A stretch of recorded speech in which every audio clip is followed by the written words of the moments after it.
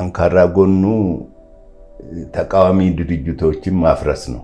ይሄ ካልሆነ አሁን ያለው ኮንፊውዥን ይቀጥላል።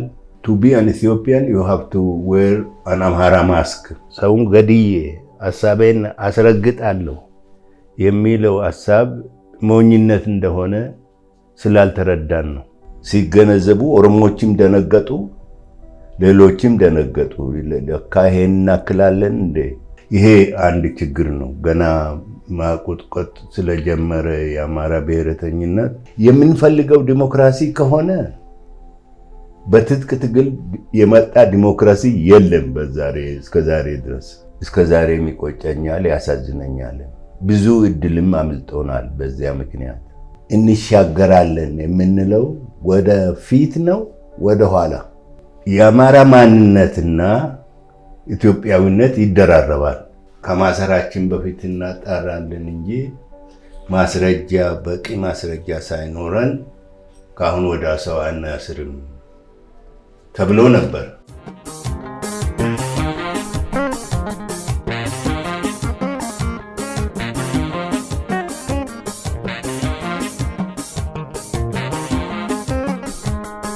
ኦሮሚያን በማካለሉ መነመለስ ዜናዊን የሚያመሰግኑ የኦነግ ስኬት አይደለም ብለው የሚያስቡ ሰዎች ገጥመውኛል።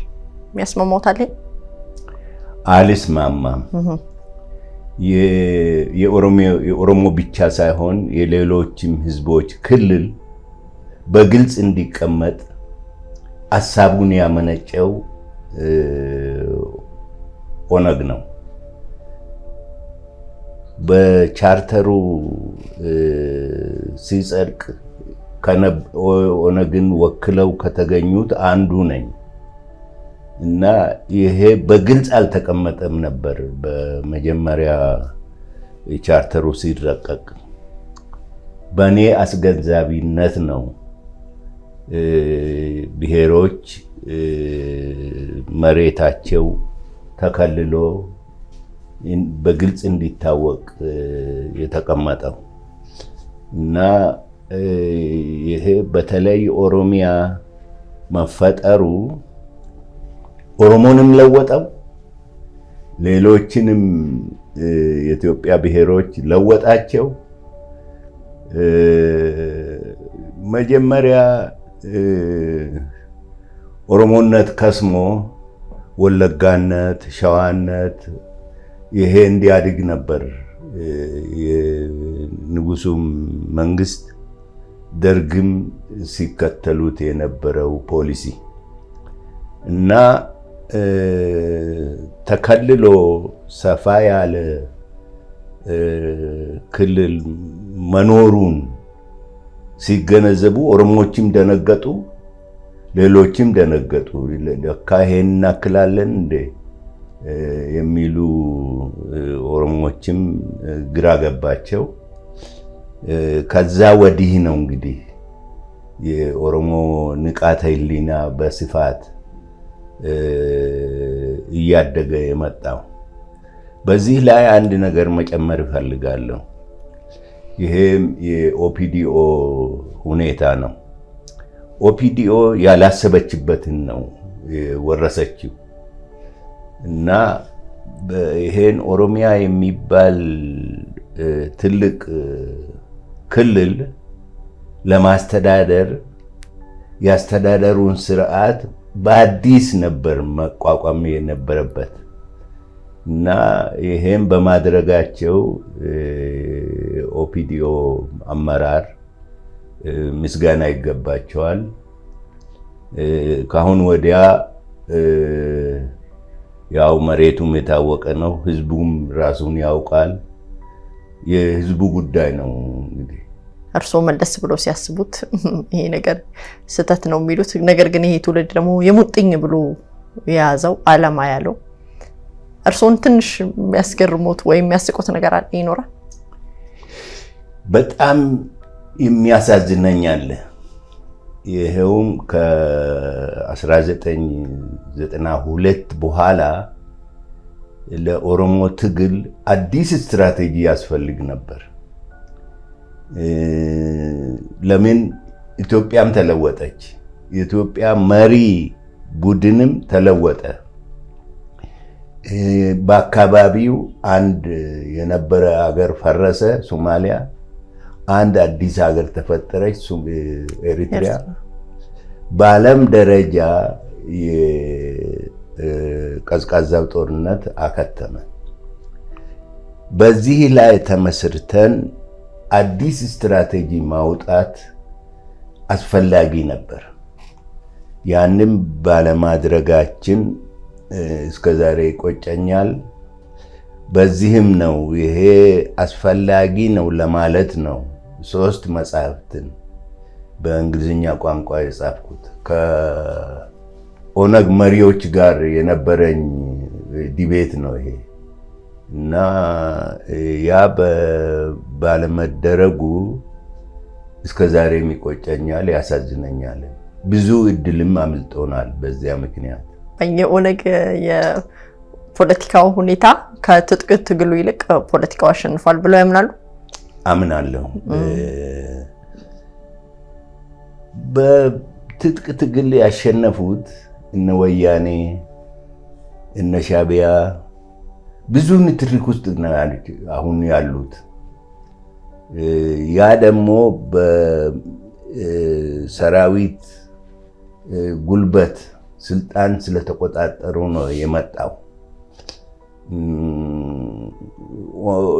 ኦሮሞ ግን እንደምንም ብሎ ትግሉ ወደ ህዝቡ ወረደና ህዝቡ በቁጣ ተነስቶ ያደረገው አመጽ ነው መንግስት ለውጥ ያመጣው በ2018።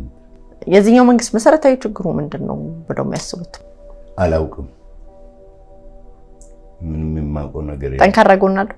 ጠንካራ ጎኑ ተቃዋሚ ድርጅቶችን ማፍረስ ነው፣ መበተን። በዚህ በጣም ተሳክቶለታል እና ከዚህ የበለጠ ምንም የሚጨምረው ነገር የለኝም።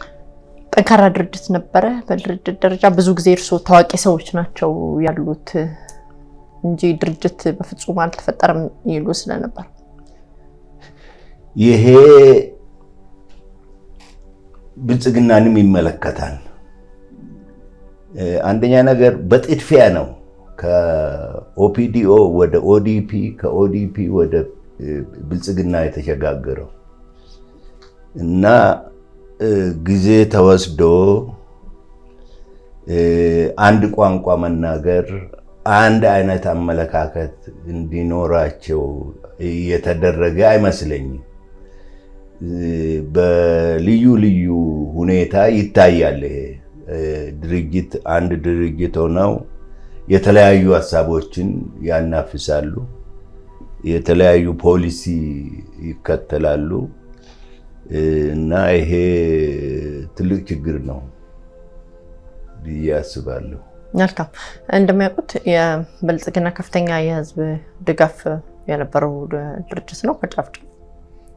ይህም በተለያየ አደባባይ በዓሎች፣ ሰልፎች ታይቷል እና ወደ ቁጣ ተቀይሯል። ወዴት ሊሄድ ነው መጨረሻው? አይታወቅም። ያኔ መጀመሪያ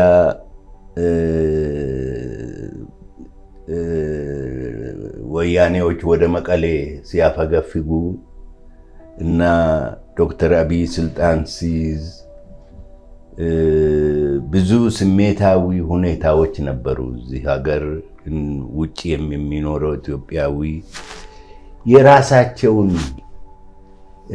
ዓላማ በዚህ ይሳካል ብለው ስላሰቡ ነው። አሁን ቀስ በቀስ እየታየ ያለው እውነታው፣ በመሬት ላይ ያለው እውነታ ከዛ ተቃራኒ የሆነ እየተገለጸ ሲመጣ ማኩረፍ አለ። ያኮረፈ ብልጽግናም ውስጥ አለ፣ ከብልጽግና ውጪም አለ እና ወሳኙ እስከዛሬ በግልጽ ያልተቀመጠው እንሻገራለን የምንለው ወደ ፊት ነው ወደኋላ ለመሻገር ከ91 በፊት ወደ ነበረው ስርዓት አሃዳዊ ስርዓት የሚመኙ ቡድኖች አሉ በዚህ ሀገር። ወደዛ ለመሻገር የሚፈልጉ አሉ። አሁን ያለውን ፌዴሬሽን የብዙ ብሔሮች ፌዴሬሽን ዲሞክራታይዝ በማድረግ ወደፊት ለመራመድ የሚፈልጉ አሉ። ይሄ በግልጽ አልተቀመጠም፣ ወዴት እንደምንሻገር ስምምነትም የለም። በዚህ ላይ ስምምነት ለመድረስ ቢያንስ በመሪዎች ደረጃ በጣም አስፈላጊ ነው። ይሄ ካልሆነ አሁን ያለው ኮንፊውዥን ይቀጥላል። ከአንድ ውዝግብ ወደ ሌላ ውዝግብ እየተሸጋገርን እንቀጥላለን ማለት ነው። ያለውን የኢኮኖሚ መንገዳገድን ማዳን ይችላል ብልጽግና? በግልጽ የሚታየው ነው። ኢኮኖሚው በጣም አስቸጋሪ ሁኔታ ውስጥ ነው ያለው። ይህን ኢኮኖሚ እንዲወሳሰብ ያደረጉት ደግሞ ምዕራባውያን ናቸው። ከዚህ በፊት አገሪቷን ያስለመዱትን የበጀት ድጋፍ፣ በቀላሉ የሚገኙ ብድሮች፣ ይሄም በመንፈጋቸው በጣም ኢኮኖሚው እየወደቀ ነው፣ እያሽቆለቆለ ነው። በተለይ በአንዳንድ አካባቢዎች ደሞዝ መክፈል ለመንግስት እያዳገተው ነው። ይሄ አሳሳቢ ሁኔታ ነው ለኔ እና እንዴት ከዚህ እንደምንወጣ ሁሉም ተሰብስቦ መወያየት አለበት። አንደኛ ነገር የመንግስት ወጪ መቀነስ አለበት እና ገቢም መጨመር አለብን። ይሄ ካልሆነ አሁን ያለው የኢኮኖሚ ሁኔታ በጣም አሳሳቢ ነው። አሁን ግን ኢትዮጵያ ውስጥ በሙሉ በሚባል ሁኔታ ሁሉም የራሱን ክልል ይዞ እንደ ባዳ መቆጠር፣ እንደ እንግዳ መቆጠር፣ እንግዳ ሳልሆን የሀገሬ ህዝብና ሀገሬ ሆኖ ሳለ በዛ በመዘዋወርበት ንብረት በማፈራበት ሁኔታ እንደ ባዳ በመቆጠር ለንብረቴ እሰጋለሁ፣ እዛቸው አካባቢ ላይ ተተክዬ እንድኖር ብቻ የሚያረግ ነገር ሆነና የዚህ ነገር መጨረሻ ምንድን ነው? አቶ ሌንጮ ይሄ ችግር አለ። ነገር ግን ኤግዛጀሬትን ነው ብዬ ነው የምወስደው። የመንቀሳቀስ መብት የሚባለው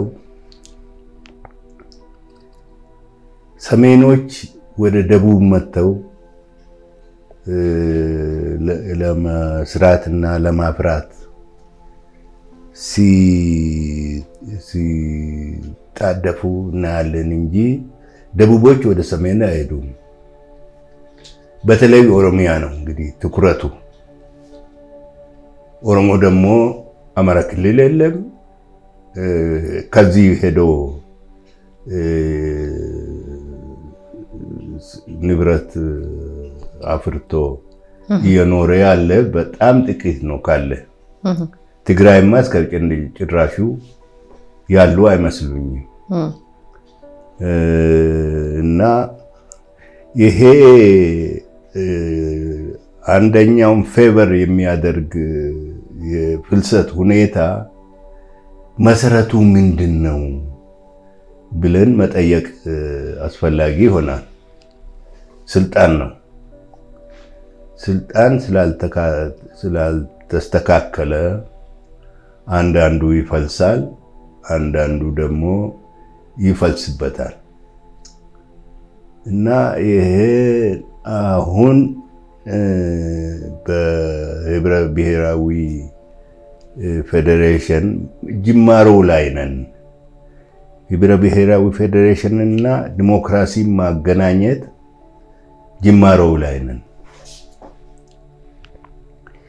ገና አልተለማመን ነው። ዛሬ ያለፉት 27-30 ዓመታት ብንወስድ የወያኔ የበላይነት ነበር ብዙ ነገር ጸጥ አድርጎ ሊያኖር የቻለው። አሁን ያ ስለላላ ውዝግቦች አሉ። ይሄንን ፌዴሬሽን ደግሞ ለማጠልሸት የሚፈልጉ ኃይሎች አሉ። ስለዚህ እነዚህ ትንሽ ነገር እዚህ ቦታ ቢፈጠር ሰፋ አድርገው ያናፍሱታል እና እኔ የኢትዮጵያ ሕዝቦች ጨዋዎች ናቸው፣ ይቻቻላሉ። ስለዚህ ይሄ ፌዴሬሽን ዲሞክራሲያዊ ቢሆን እነኚህ የፍልሰት ጉዳዮች ከቦታ ወደ ቦታ የሄዱ ንብረት ማፍራት ጋራንቲ መኖር መፍትሄ ይገኛል ብዬ ነው ተስፋ የማደርገው። ምን አክል ወደ ኋላ መለሰን? በምን ወደ ኋላ መለሰን? ለምሳሌ በመተማመን ወደ ኋላ መለሰን ወይ በስነ ልቦና መለሰን ወይ በምን እርሶ በሚረዱት ወደ ኋላ ከለሰን? ይሄ አንደኛ ነገር ጦርነት መኖሩ በኢትዮጵያ ታሪክ አዲስ ነገር አይደለም። እኔ ከ60 ዓመት በላይ ነው የኢትዮጵያን ፖለቲካ በንቃት ስከታተለው የነበረው። እነኚህ 60 ዓመታት ጦርነት ነበር ሁልጊዜ። አንዱ ሲያልቅ ሌላኛው ይጀምራል እና በኢትዮጵያ አሁን ባለነው ሁኔታ አስተማማኝ ሰላም ሊመጣ አይችልም። አስተማማኝና ዘላቂ ሰላም ሊመጣ የሚችለው የዲሞክራሲያዊ የሆነ ስርዓትን ካጸደቅንና ስራ ላይ ማዋል ከጀመርን በኋላ ብቻ ነው እና አሁን ባለንበት ሁኔታ በጣም አጣዳፊና አስፈላጊ የሆነው ይህን ፌዴሬሽን ዲሞክራሲያዊ ማድረግ ነው። ያ ሳይሟላ ግን ሰላም ይኖራል ብሎ መጠበቅ የሚቻል አይመስለኝም። በጠቅላላው ግን መጨረሻው መገመት ይቻላል። እኔ የምፈልገውን አሁን እንዳስቀመጥኩት ነው። ይህም ፌዴሬሽን ዲሞክራሲያዊ በማድረግ ዘላቂ ሰላም ሊመጣ ይችላል የሚል እምነት አለኝ። ያም ጭቅጭቅ አይኖርም ማለት አይደለም፣ ግጭቶች አይኖሩም ማለት አይደለም። ግን የግጭቶቹ መንስኤዎች መፍትሄ በዲሞክራሲያዊ መንገድ ይገኛሉ ብለን ካመን ከግጭት የበለጠ በሰላም መወዳደርን ስራ ላይ እናውለዋለን ብዬ ተስፋ እያደረኩ ነው። ምንድነው ችግሩ? የአማራ ብሔረተኛነት ወረቀትን ካለማሰናዳት ጀምሮ አንደኛ ነገር ብሔረተኝነት በመጀመሪያው ጊዜያት እንደዚሁ ናቸው። በተቃውሞ ላይ ነው። ይሄ ጎደለብኝ፣ ያ ጥቃት ደረሰብኝ ማለትን ማጉላት የማንኛውም ብሔረተኝነት የቅድሚያ ግዴታዎች ናቸው። እኛም በዛ አልፈናል። አሁን ግን የኦሮሞ ሰከን ያለ ይመስለኛል። ብዙም መንገድ ስለመጣን ሰክኗል። ይሄ አንድ ችግር ነው። ገና ማቆጥቆጥ ስለጀመረ የአማራ ብሔረተኝነት ማንኛውም ብሔረተኝነት እንደሚያሳየው ያንን ጸባይ እያሳየ ነው። ይሄ የሚገርም አይደለም። ሁለተኛ ልዩ የሚያደርገው የአማራን ብሔረተኝነት የአማራ ማንነትና ኢትዮጵያዊነት ይደራረባል።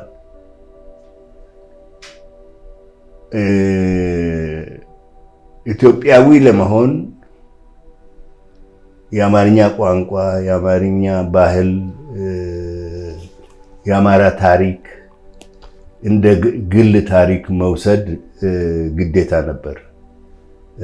ዋሌን መኮንን እንዳለው to be an Ethiopian you have to wear an Amhara mask ነው ያለው። ትክክል ነው። ቅርብ ጊዜ አንድ ስብሰባ ላይ ኢትዮጵያዊ ሆንክ አለችኝ አንዲት ልጅ። ለምን ብትባል አማርኛ ይኸው ትናገራለህ እና አማርኛ መናገር ኢትዮጵያዊ የሚያስብል ከሆነ ብዙ ሚሊዮኖች ዘመዶች አሉኝ እኔ አማርኛ የማይናገሩ በኢትዮጵያ የሚኖሩ በኢትዮጵያ ተወልደው ያደጉ ለኢትዮጵያ የተዋጉ ዛሬም ለመዋጋት ዝግጁ የሆኑ ለኢትዮጵያ ግብር የሚከፍሉ እነኚህ እንግዲህ ኢትዮጵያዊ አይደሉም ማለት ነው። አማርኛ ስለማይችሉ አማርኛ የማይችሉበት ደግሞ አማርኛ የሚተላለፈው በትምህርት ቤት ነው። ትምህርት ቢስፋፋ ሁሉም አማርኛ ችለው ኢትዮጵያዊ ለመሆን ይችሉ ነበር። ያ እድል ግን አልደረሳቸውም። ስለዚህ ድሮ ኢትዮጵያ ሃይማኖት ኦርቶዶክስ በነበረበት ጊዜ በንጉሱ ዘመን በኢትዮጵያ የሚኖሩ እስላሞች ይባል ነበር። የኢትዮጵያ እስላሞች እንዳይባል አይገጣጠም እና በኢትዮጵያ የሚኖሩ እስላሞች ይባል የነበረው አሁን ደግሞ በኢትዮጵያ የሚኖሩ ኦሮምኛ ተናጋሪዎች፣ አፋርኛ ተናጋሪዎች፣ ወላይትኛ ተናጋሪዎች አሉ ማለት ነው። ስለዚህ ይሄ ዞሮ ዞሮ የሚያነሳው ጉዳይ አለ። ዜግነት ምንድነው? እንዴት ዜጋ ሊሆኑ ይችላሉ እነኚህ የብሔረሰብ አባላት በሚለው ይሄ በዚህ ሀገር አብዮት ተካሂዷል 2 ጊዜ። ግን የዜግነት ጉዳይ የዜግነት መብቶች ጉዳይ ጎልተው አልወጡም። ያ ቢወጣና ዜግነት መብቶች ምንድን ናቸው ብለን ብንዘረዝራቸው ወደ መፍትሄ ያቀርበናል ብዬ አምናለሁ። መንግስት ያስራል፣ ሰዎች ትንሽ አክርሞ ይፈታል። ሰዎች ይታሰራሉ፣ ከጥቂት ጊዜ በኋላ ይፈታሉ። በእርግጥ የማይፈቱ ሰዎችም እንደነበሩም አይተናል። ፍርድ ቤቱ ሲፈታቸው ፖሊስ ፈልጋቸዋለሁ ያለ የሚያቆያቸውም ሰዎች ሁኔታ የታየው በዚህ ዘመን ነው። ምንድነው ይሄ ነገር? በሌላ ሀገር በሰከነ ዲሞክራሲያዊ ስርዓት ማጣራቱ የሚካሄደው ከመያዝ በፊት ነው። እርግጠኛ ካልሆነ ፖሊስ አይዝም። ማስረጃ ካጠራቀመ በኋላ ነው የሚይዘው። ከማሰራችን በፊት እናጣራለን እንጂ ማስረጃ በቂ ማስረጃ ሳይኖረን ካሁን ወደ ሰው አናስርም ተብሎ ነበር። ያ ደግሞ ተስፋ ፈጥሮ ነበር። አሁን ከተያዝክ በኋላ ወንጀልህን መፈለግ፣ ወንጀልህን ማጥናት፣ ወደዛ ተመልሰናል። እንግዲህ በዚህ ሁኔታ ስናይ እያወቅን ይሄን እንቀይራለን እያልን ግን አቅቶን ወደዛው የምንመለስበት ሁኔታ ካለ የፖለቲካ ባህል ሆኗል ማለት ነው። ስለዚህ ዞሮ ዞሮ ከዲሞክራሲያዊ ስርዓት መቋቋም ጋር ይያያዛል። በተጨማሪ የዜግነት መብቶች ምንድን ናቸው የሚለው በግልጽ ስላልታወቀ በዚህ ላይ በሰፊው ተወያይተን የዜግነት መብት ምን ምንድናቸው፣ መብቶች ምን ምንድናቸው ብለን ካስረገጥን በኋላ ከዚህ ልንወጣ ተስፋ እናደርጋለን ማለት ነው እንጂ ይሄ እንደ ፖለቲካ ባህል የሆነ የመጣ ጉዳይ ነው መሰለኝ። የኢትዮጵያ ኢኮኖሚ ምንም ያመጣ ይመስሎታል? ቅድምም እንዳልኩት ምን መለሰን ወደኋላ ብዬ ጠይቄዎት ነበር። የመለሱልኝ አልመሰለኝም። እና በምን መለሰን ወደኋላ? ጦርነቱ የሚለው አንደኛው ኢኮኖሚው ነው አይደል? ጦርነት ሁልጊዜ ለኢኮኖሚ ጥሩ አይደለም፣ አውዳሚ ነው እና ጦርነት መፈጠሩ ራሱ የዚህን ሀገር ኢኮኖሚ ጎድቶታል። አንደኛ ነገር ኢትዮጵያ እስከዛሬ ደሃ ሀገር ሆና የቀረችው ጦርነትን ማሸነፍ ስላቃትን ነው። የጦርነት ሀሳብ በውጊያ ሰውን ገድዬ ሀሳቤን አስረግጣለሁ የሚለው ሀሳብ ሞኝነት እንደሆነ ስላልተረዳን ነው። ይሄ ሀገር ከብዙ አገሮች የተሻለ ሁኔታ አለው። አየሩ ቆንጆ ነው። የውሃ ብዛት አለው። የማዕድናት አሉ። ለእርሻም አመቺ ነው እና ይሄ አገር ከድህነት መውጣት ያቃተው ጦርነት ቀጣይ ስለሆነ ነው ባይነኝ እኔ። ይህንን ሳንፈታ የዚህን ሀገር ኢኮኖሚ አስተማማኝ መሰረት ላይ መገንባት የሚቻል አይመስለኝም እና ይሄ ጦርነት ጎድቶታል በሁለት ሁኔታ። የተፈናቀለው ህዝብ በሚሊዮን ነው የሚቆጠረው። የወደመው ንብረት በቢሊዮኖች ነው የሚቆጠረው እና ከዚህ በተጨማሪ ከውጭ ግንኙነታችን ጋር ይያያዛል። ያ የውጭ ግንኙነት ደግሞ በብድር ስለምንኖር ብድርም ማግኘት ላይ ተጽዕኖ ፈጥሯል። ይሄ ጉልህ የሆኑ የጦርነቱ ግፊቶች ናቸው ብዬ አምናለሁ። ግጭቶች ከዳር ዳር የተነሱ በፊት ቅርብ ያልሆኑ ለከተማ ለአዲስ አበባ ቅርብ ካልሆኑበት ቦታ እየተነሱ ወደዚህ እየተቃረቡ ይመስላልና ምን ይሰጡታል ስሜት በተለያየ ሁኔታ? ይሄ በትጥቅ ትግል አሳካለሁ ብሎ ሀሳብ የሚሰነዝሩት ኃይሎች አንድ ነገር መገንዘብ ያስፈልጋል። የምንፈልገው ዲሞክራሲ ከሆነ በትጥቅ ትግል የመጣ ዲሞክራሲ የለም እስከዛሬ ድረስ። አሁን እየተቃጣ ያለውም ትጥቅ ትግል ወደ ዲሞክራሲ አይመራም እና ይሄን ተገንዝቦ አምባገነናዊ ስርዓት አቋቋማለሁ ብለው ከወሰኑ የሚያዋጣው በትጥቅ መሄዱ ነው።